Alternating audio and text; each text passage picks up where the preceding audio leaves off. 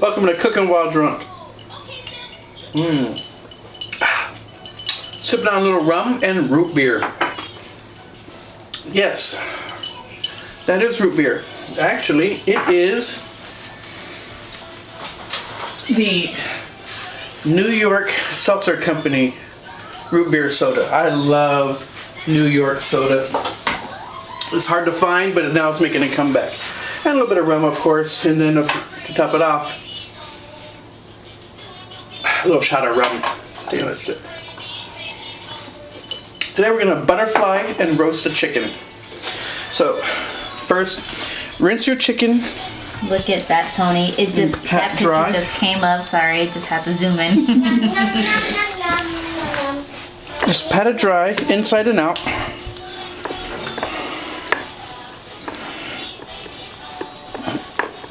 Alright, just going to toss that in there. Get out your scissors. Alright, sorry about that. My phone was going off. I forgot to mute it. So, using your trusty scissors, you're going to remove just the backbone along the chicken. So I just get up in there, get up in the butt. Just give it a snip. Snip. Snip.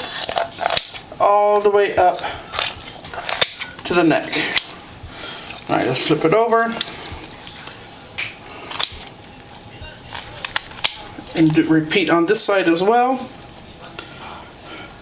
I like leaving the rib meat so I don't really snip that far. I just snip just the backbone itself.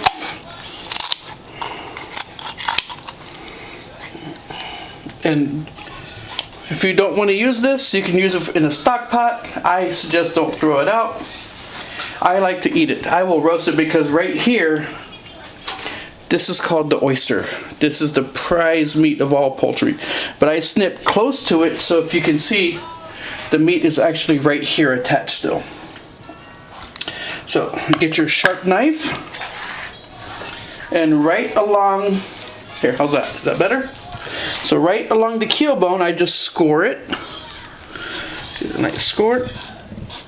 You don't want to cut all the way through. Flip it over and just push down like this, and you'll hear it. You hear that sound? That's the breastbone separating. You can bring it on the other side, and you can either leave it in this little keel bone, or you can take it out. Sometimes it's easy to pop out.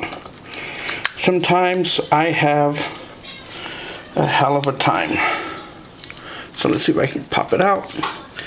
Get up in the cartilage. I just get my finger in there. Sometimes you might need to use a little knife. Just scrape around.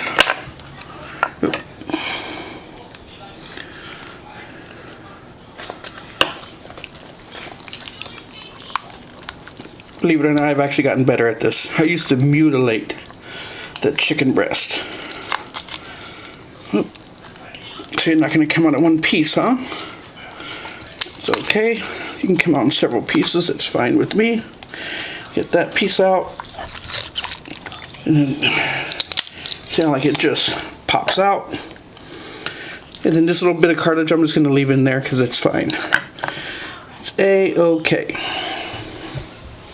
So, I'm going to trim off any excess fat. You can actually just pull it off like that. Just pull it off.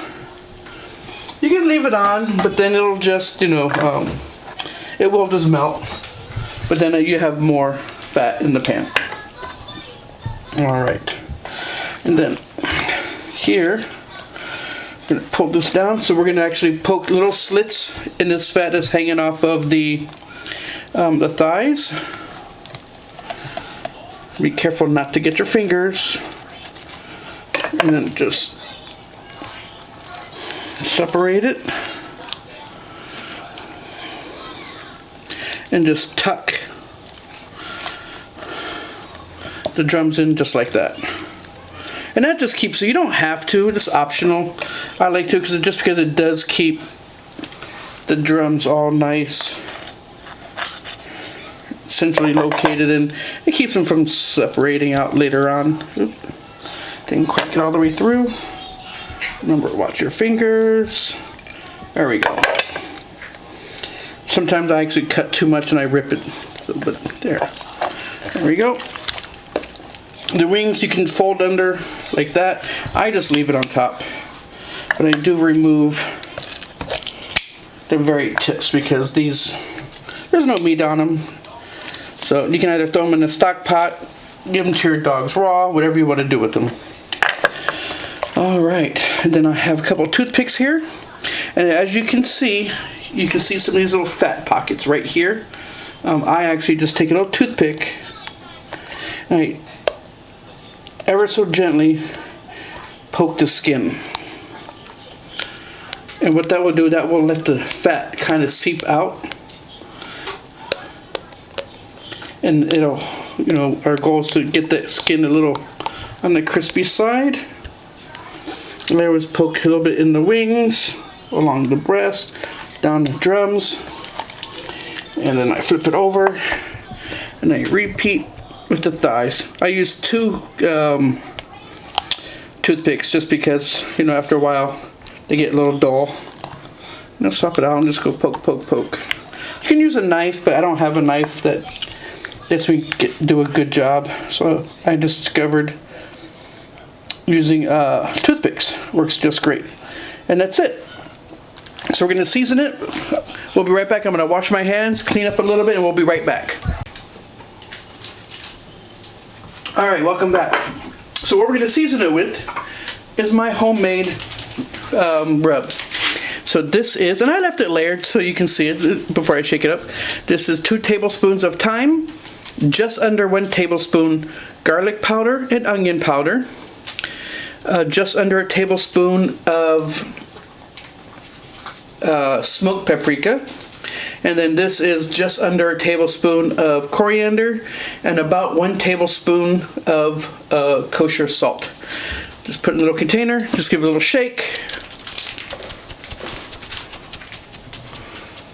I forgot. She wanted to record it, me shaking it up, and I forgot. But I gotta make another batch anyway, so. Alright, and then you just want to, I touched the chicken, so one hand clean. I don't want to have to wash my jars. So before I do that, I forgot. You gotta lube it up a little bit. So you see how I have the legs inverted a little bit.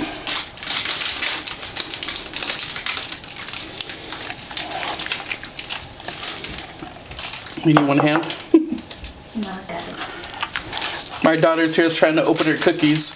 We all have one hand on something. So a little bit of oil on both sides. It's a little much, but that's fine. Alright, so we're going to season this on both sides.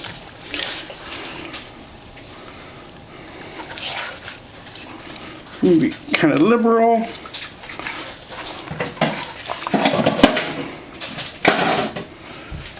I like to get what I call under the armpits.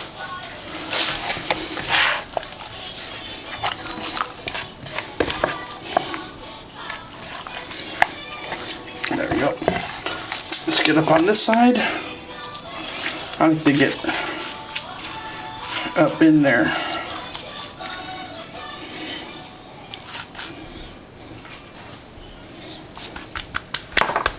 Alright, and then don't forget your chicken back. And hopefully you saved that little neck piece that came out as well.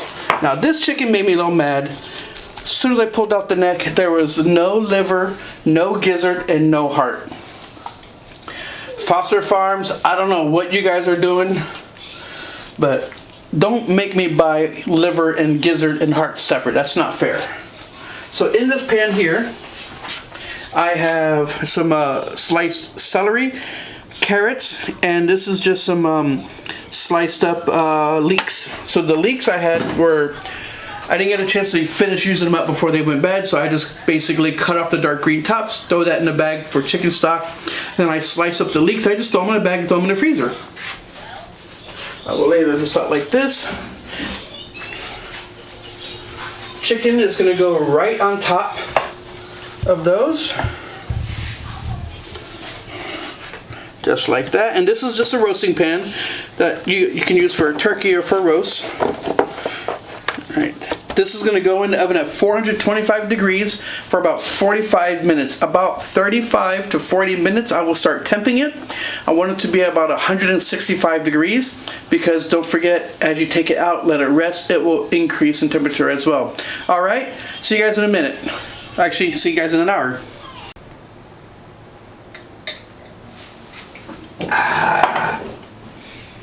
Would you switch to Bacardi? No, that was straight Bacardi and chased with the beer. So we're having some Hell or High Mango from 21st Amendment, and the wife is drinking the Blood Orange from 21st Amendment. The mango is much better. They're both pretty good. I like it. So the chicken rested for about 10 minutes, and the vegetables, there were a whole lot more in the pan. I just cannot stop eating them. The celery was really salty in the bag. I don't know if this particular harvest had a higher salt content, but now it just kind of mellowed out. So now we're just going to carve it up. Get my trusty scissors.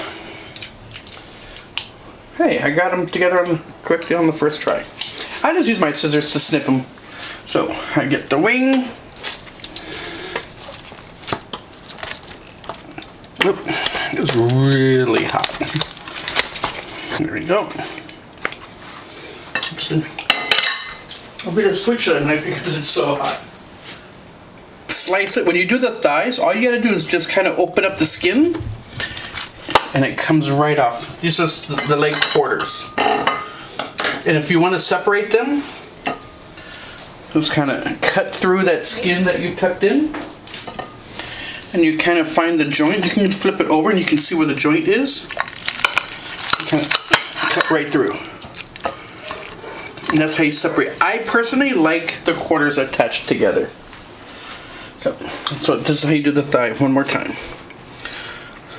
Slice through the skin and look at it. It just comes right off. So now that just leaves the breast. So my favorite. and most guys too. I'm a thigh guy. Slice right down the middle. There we go. Plate that up like that. Now, let me get this out of the way. Just kind of slice through the breast. Look, it's got good flavor from the rub that we did. And I used smoked paprika instead of regular paprika. It has a little extra flavor to it. Alright, thank you very much. Thanks for watching. Hit the subscribe button. Tell me what you liked. Tell me what you didn't like. Tell me what you want to see in the future. Cheers. Thanks for watching Cooking While Drunk.